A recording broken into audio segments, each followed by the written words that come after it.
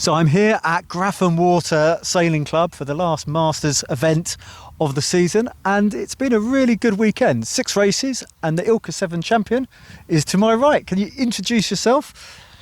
Colin Leonard from Ballyholme Yacht Club. I'm actually here sailing a boat that I've rented off John because I'm working in Birmingham at the minute.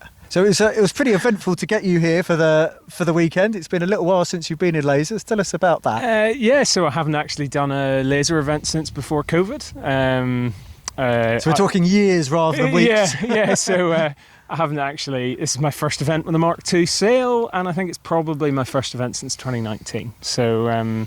Few speed issues. There were some people sailing really, really fast this weekend. Today, Alan Davies was going incredibly quickly upwind, and Andy Holdsworth over from the States, who's been coached by our friend James Espy, was going incredibly quick in every direction.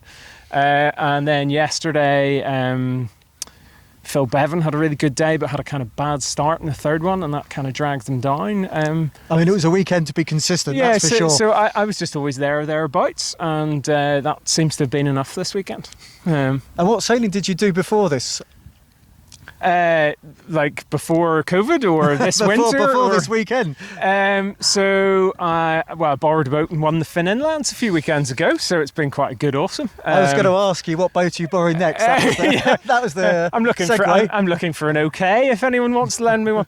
I think that's the next thing for me to try. I believe they have the Worlds actually coming to the UK next year. You've almost read my mind, John. Regis. The problem is I say this and it's all recorded if I get it wrong. I think it's been moved to 2023, and I kind of think you need 2 years to learn how to sail a new craft, so I'm sort of starting to think about that, but life happens. And what was your thoughts both about jumping back in the ILCA and about joining the Masters? Because obviously, as you can see, one of the younger Masters. I feel a bit fat in an ILCA.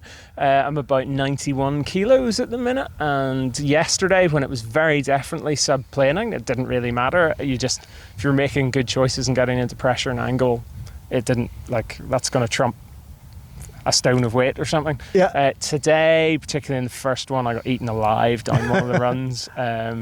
I was on the wrong side, so I was going slowly anyway, and I was looking at people going, they must usually be a radial sailor. But the rest of the time I thought it was okay. In terms of getting into the Masters fleet, I've kind of missed out in the first 2 years of being a Master with COVID, but I really enjoyed it. It's a very relaxed atmosphere. The racing's incredibly tight. I think the standard of sailing in ILCAs is higher in mainland GBR rather than Northern Ireland and Ireland in the Masters fleet, so it was great to actually race in a fleet where good decision gain a place, bad decision lose a place. That is exactly the definition of racing, I think. Yeah, and it's great because it's really, really tight and you're racing the whole way around the course. So yeah, I think it's been a good event. I've really enjoyed myself. I'm glad I came. Glad you helped me out. Okay, well, you're very welcome to the ILCA fleet. We hope to see a lot more of you, and I understand you've literally got a plane to catch, so I'll let you go. Yeah, thank you very much. Cheers. Well done. So it's now time to talk to the ILCA 6 champion. So first of all, can you introduce yourself? Yes, my name is Ian Gregory. And today you had almost a perfect day. Yes, a really good day. So 2 firsts and a second. Yeah, you can only just get better than that. Yeah. And what do you think that was down to? Because you had a dominant display in quite a high-scoring regatta. Yeah, I think what I was really focusing on doing today was sailing towards the pressure, looking where the wind was and trying to get in the wind. Sometimes I had to kind of take a sail on a header just to get in the wind. So it's about that. It's really, really kind of tricky, unstable wind. Well, today you made it look easy. You can't say it was too tricky. I sail at Frensham Pond, so we get kind of very patchy, shifty winds on a regular basis. So Grafham looks absolutely massive. It's a massive piece of water in comparison. So 20 years of playing around in those sort of conditions, so you get to a bit of a feel for when you get to a bit of wind and it disappears. It's a good sign that some wind's filling in a different direction. So you and Ian Jones, you're just puddle specialists. You make it. I don't think Portland Harbour, even a northeasterly, ever feels quite like that. What about the difference between yesterday and today? You were third overnight. Today was a little bit more pressure. bit windier, and yesterday it was a lot sort of lighter and very kind of fickle. So if you were, even 20 boat lengths away from a bit of wind, some people could take 30, 40 boat lengths. You could be in completely different wind to your friend.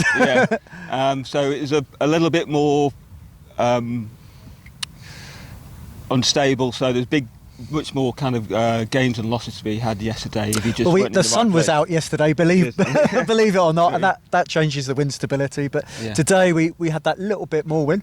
What's next for you? Because it's been a bit of an interesting season with the international events on and then off and then postponed and so on. So I have entered to do the Masters Worlds in Barcelona, so looking forward to that. Still need to figure out the logistics of getting there, but what's that? And I also sail at 100, so I've got the 100 inlands next weekend. You see, that sounds like a lot of fun, but compared to a laser, you get an even worse ratio of upwind sailing time to downwind. Is that right?